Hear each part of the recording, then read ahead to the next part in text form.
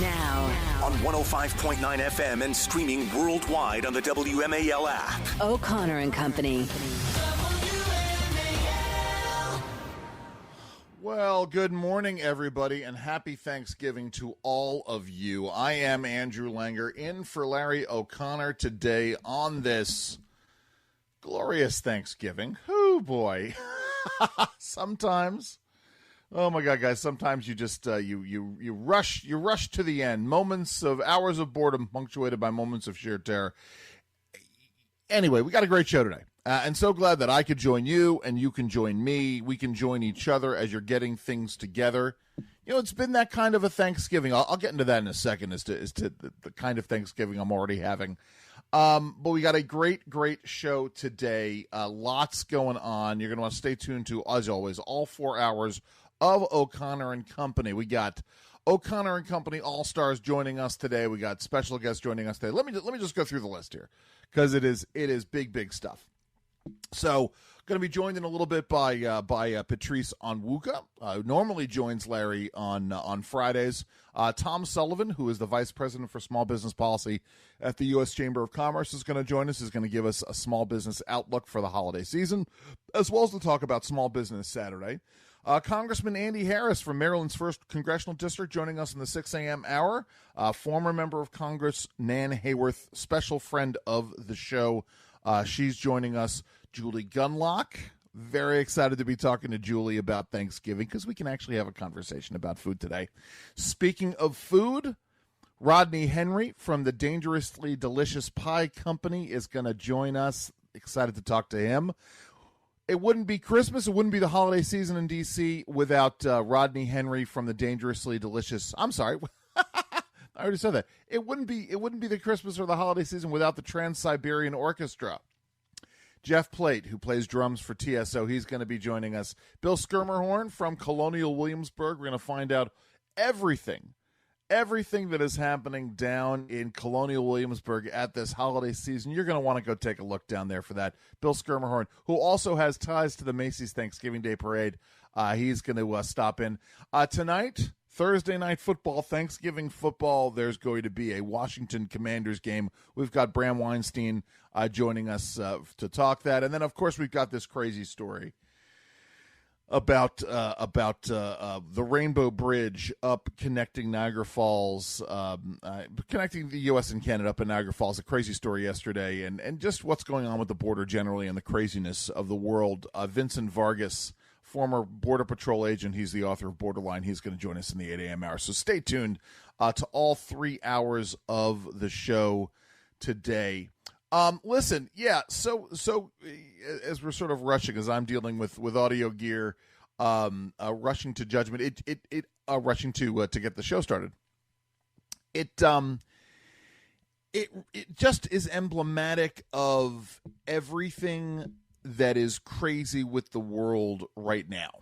I've been saying this has gone through sort of the world gone mad, but anyway, all summed up by the frenetic pace of Thanksgiving, and I'll take a step back with that. As I said, sort of getting into the studio, getting on the air today, just seemed to punctuate this. Yesterday, I had planned on pre-starting my Thanksgiving cooking, and did wind up starting my pre-Thanksgiving cooking, but wound up spending 3 hours at the auto dealership, but 2 extra hours that I hadn't expected to do. And you know, last night, you know, I got home, as I said, started cooking, got 2.5 of the side dishes pre-prepped yesterday, and was about to start making, like, I'm literally sitting down. You know, one of the things that I had on my list to make yesterday was was my mashed potatoes. Was going to pre-make those, because those I can sort of keep warm as folks are arriving. You know, so that way I'm just not cooking everything at the last minute. You know, because the turkey comes out of the oven later on today. And I'm going to, you know, I got to make gravy, and I got to make sure that things like the dressing are in the oven and the green bean casserole, etc. So I'm tired. It's been a long day. getting ready to make my mashed potatoes, and I open up the mashed potato or the bag of potatoes that I'd gotten, and I realized that there is one bad potato. And it's funny because when I bought my bag of potatoes on Saturday, I specifically was checking through bags to make sure they were all good, and apparently I missed one. I got the one bag. So, there I am at 7:30, and I got to go out to the grocery store yet again. One of these things where I keep telling myself, did a major shop on Saturday, and yet I have been back to the grocery store every day since Saturday. This is not quite where I was going to go with the monologue first. I was talking about signs of the apocalypse. My point is talking about the pace of the day and needing to take a deep breath and relax and listen to WMAL or it's sort of hear friendly voices out there. I guess that's the point that I'm making. To talk about what is this points of sanity in the world. I had to go out last night and go do this. Anyway, this is me in my own personal space and the craziness of things that are happening there. And yeah, by the way, got back, half hour later, got the mashed potatoes made, was able to get the turkey in the briner, as I mentioned on Twitter this morning or last night. It all flows together. But, I have been watching, and I'm going to talk about this also in the next segment. I have been getting increasingly concerned with the craziness of the world. And I don't mean sort of the general frenetic pace of things, but things that simply don't make sense to me. This congressional hearing, senatorial hearing last week in which one senator, conservative, rightly so, very upset about a union boss's tweets about him, threatening to challenge the union boss to a fist fight in the actual, in the Senate chambers, and then Bernie Sanders of all people stepping in there to be a voice of reason in the world. That's one thing, that just seems crazy.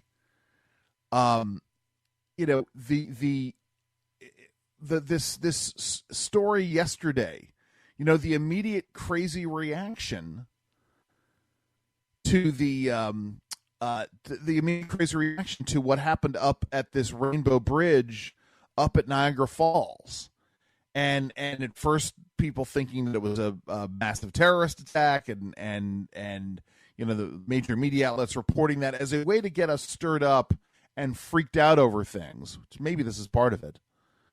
And then to discover that it may be, according to the New York Post release this morning, that it may have been a couple of KISS fans speeding to get from the U.S. to Canada to go to a KISS concert in Ontario. And I'm saying that's the New York Post reporting this. And I'm going to tie it all together in the next segment with this insane, and I'm going to call it an insane story of Daryl Hall suing John Oates and taking out a temporary restraining order against John Oates. Listen. Mark Levin, weekdays 6 till 9 p.m. on News Talk 105.9 WMAL. Making sense of the news. Well, we are back. And so this is a story that was really sad to me. But again, this sign that there is something fundamentally broken in the world. One of the things, and I go back, when I talk about this brokenness in the world, some of it goes back to a story from a couple of years ago, maybe 18 months ago, of a guy on an airplane. Now, this is post-COVID. I mean, I think that, when I talk about this, I think the Donald Trump presidency broke some people's brains, people who were normally firmly rational people, and I mean mostly, when I talk about this, I mean mostly progressives. So you can have rational progressives who their brains got completely broken by Donald Trump. And then you have the pandemic, and you had more progressives get their brains broken. They're the ones, by the way, you see driving in their cars by themselves with their masks on. And then after the pandemic, there was this weird story of videos of a guy on an airplane growling at people, sitting there growling at people. And that sort of, to me, that was this mark, there's something really wrong. So now one of the things you could talk about, you could count on, a constant in the world was the brotherly relationship. And I use brotherly because they were from Philadelphia. The brotherly relationship of Daryl Hall and John Oates. Two guys who worked together for many, many years, who were a constant. Now we know, Daryl had done lots of things on his own. Oates to a less of an extent.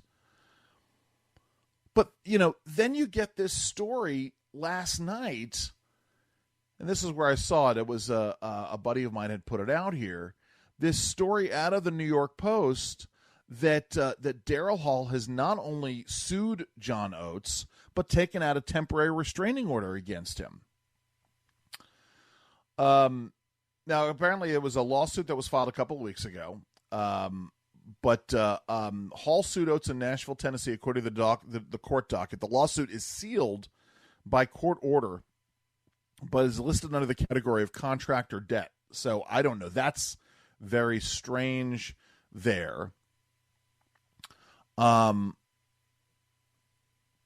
But this idea of a temporary restraining order, that's like a step above and beyond. I mean, I guess you could call that into a business sense. Now, Hall went on Bill Maher's Club Random podcast in 2022, and he said, you think John Oates is my partner. He's my business partner. John and I are brothers. We are not creative brothers. We are business partners. We made records called Hall and Oates together, but we've always been very separate, and that's a really important thing for me. Now, I get that, and it's interesting to me because creative partnerships can be very explosive, and you see things that are on the surface. But sometimes the environment is very different behind the scenes, right? It's like when you see a happy family on social media, and then down the road you discover that the family wasn't so happy, that the social media was a highlight reel. In fact, that's always a good thumbnail for you, good guide for you. Never believe everything you see on social media. But in these creative partnerships, whether it's Hall & Oates, whether it was Simon and Garfunkel, Lennon and McCartney,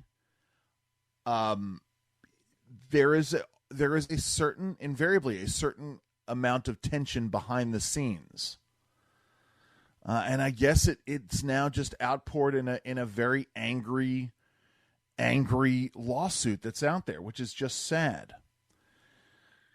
And listen, not that I want to be a bummer on Thanksgiving.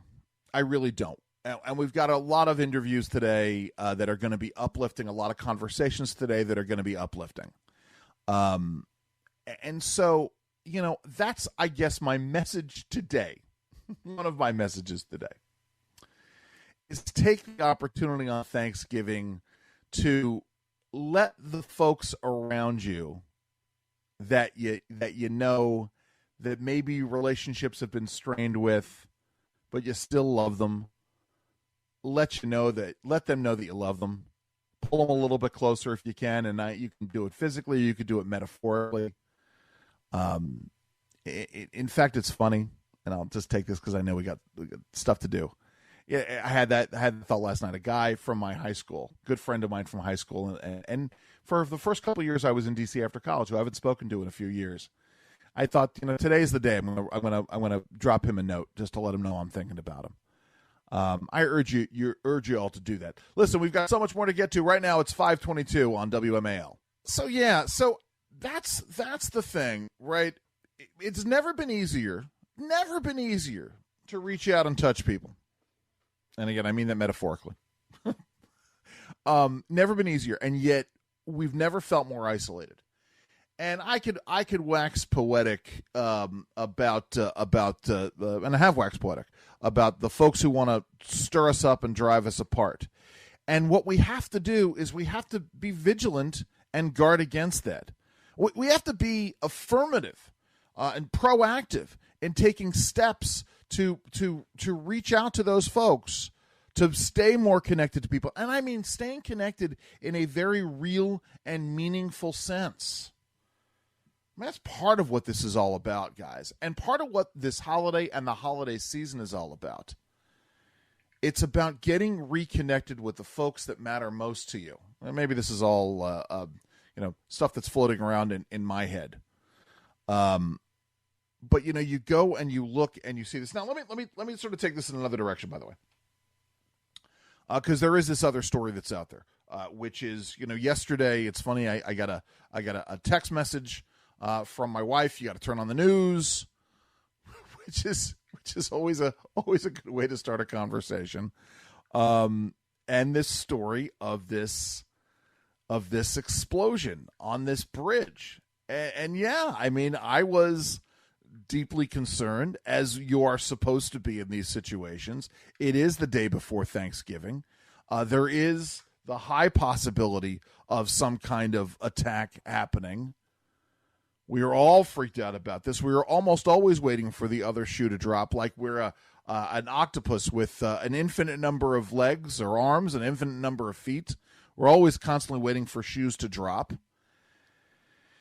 And there's a story, and the story goes, it's not just that there's this car that rammed a barricade and then exploded, and we have a Customs and Border Patrol agent dead, but you've got the governor of New York rushing up to the scene, because God forbid she winds up being a few minutes late, or is perceived to have been slow to act.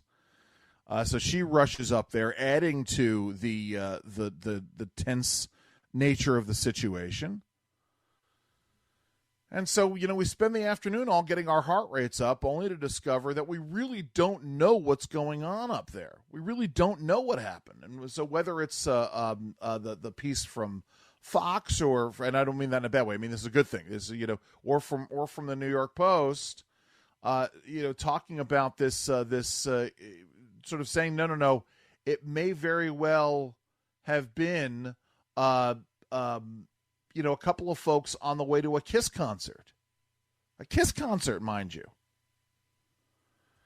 And again, I got this here. It's the investigators believe the two people in the car, a man and a woman, may have been heading from a casino in Niagara Falls to a Kiss concert at the Scotiabank Arena in Ontario, according to sources. I mean, I'm a big fan of many, many bands.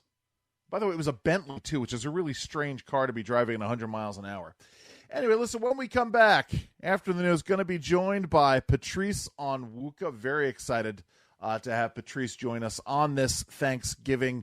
Great show coming up, so please stay tuned to all of it. I am Andrew Langer, you can contact me at Andrew Langer, at Andrew_Langer on Twitter. This is O'Connor and Company on WMAL. WMAL FM, Woodbridge, Washington, a Cumulus media station. Making sense of the news. News Talk 105.9. News now. On 105.9 FM and streaming worldwide on the WMAL app. O'Connor and Company.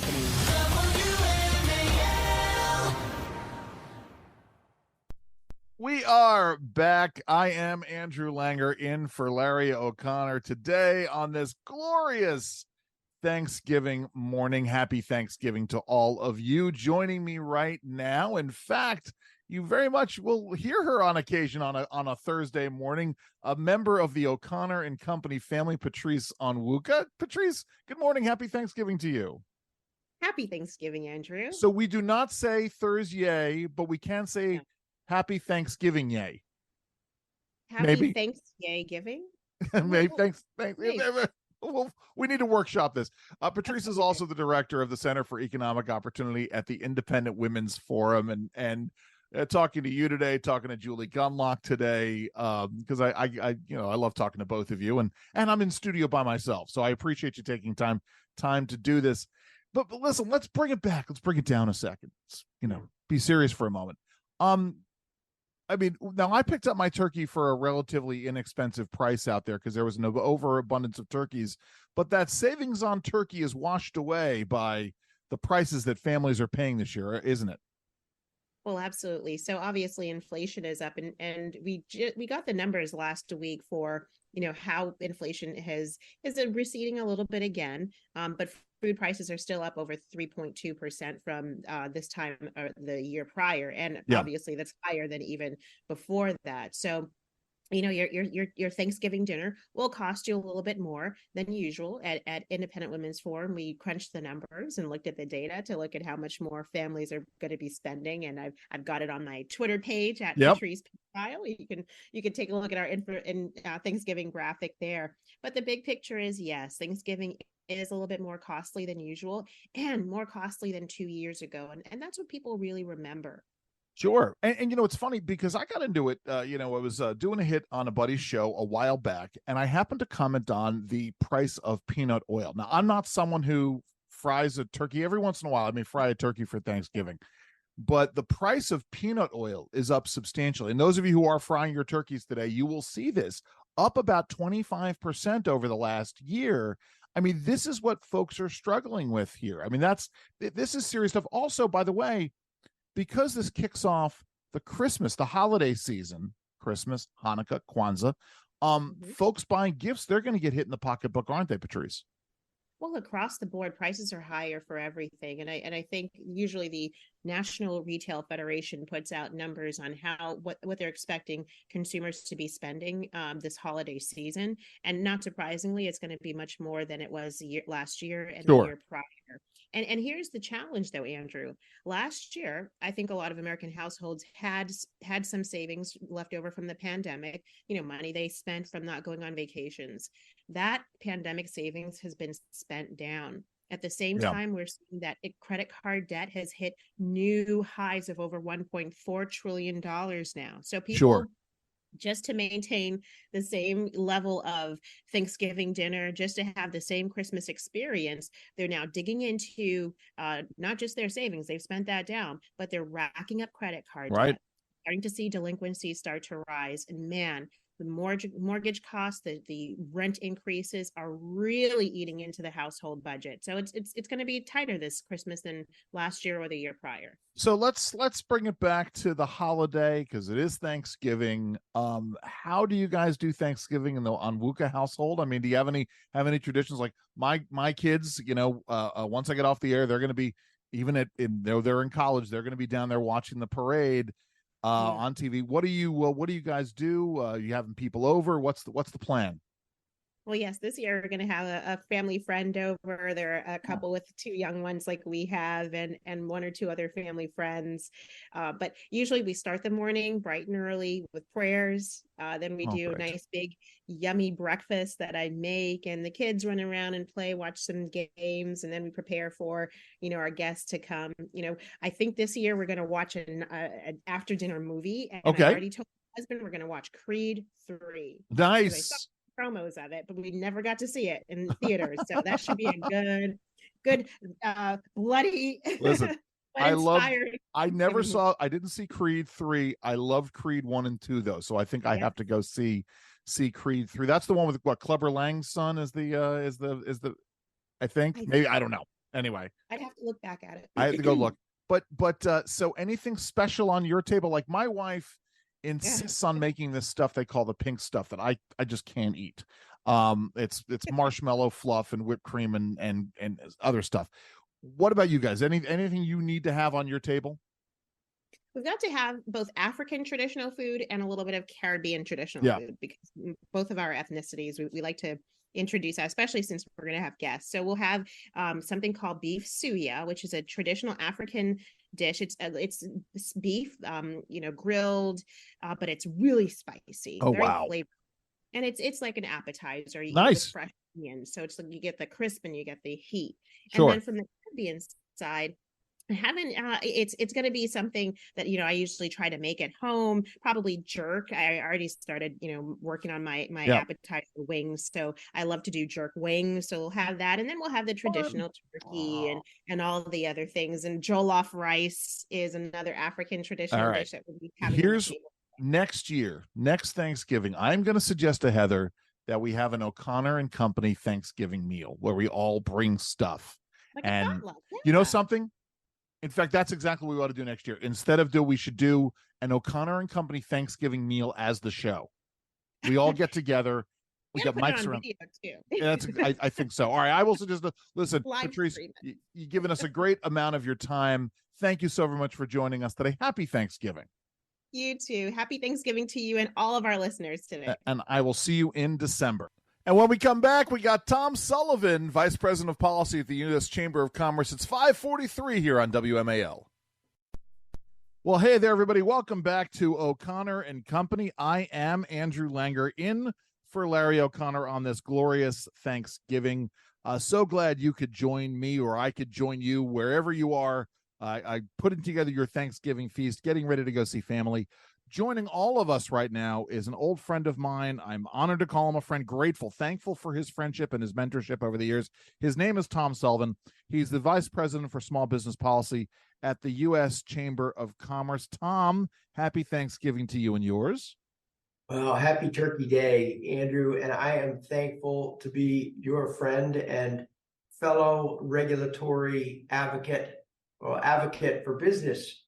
Sometimes that's against unreasonable regulation, but sure. It's an honor to be your friend and colleague. So, Tom, it's interesting. We've got, I don't want to spend a lot of time on the down note stuff, but maybe you can noodle this through, because we got a lot of conflicting data on the state of the economy. Our good friends, our former colleagues at the National Federation of Independent Business, continue to track the Small Business Optimism Index. What are you hearing? You just had a great event for small business at the Chamber. What are you hearing from small businesses about the state of the economy? Oh, thanks, Andrew. We're hearing two things, good news, bad news. I'll start with the bad news.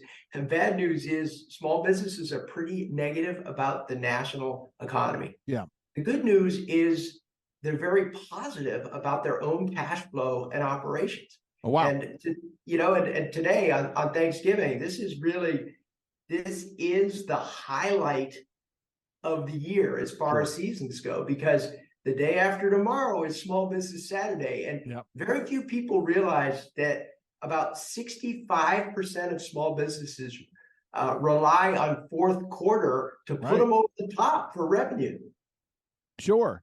And that's important. Right now, obviously, as you said, there's sort of a confusing panoply that's out there. Talk about their outlook. Are they hopeful for that fourth quarter? Andrew, as you and I know, small businesses are always hopeful. There you go. Yes.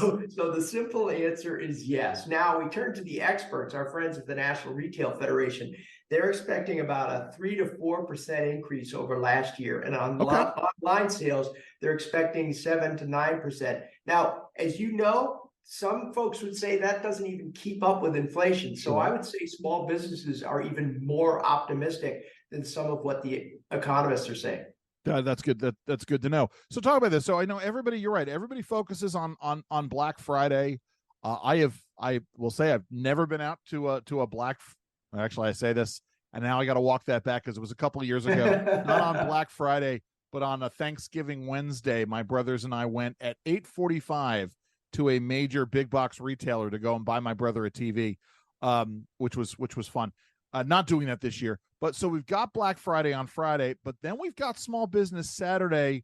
Talk about Small Business Saturday. How can folks get involved? Why is it important? And what can folks do? Well, it's important because this is a time to show local businesses and small businesses in particular a little bit of love. Right. It's also important for community building. I'll just throw a statistic out for you.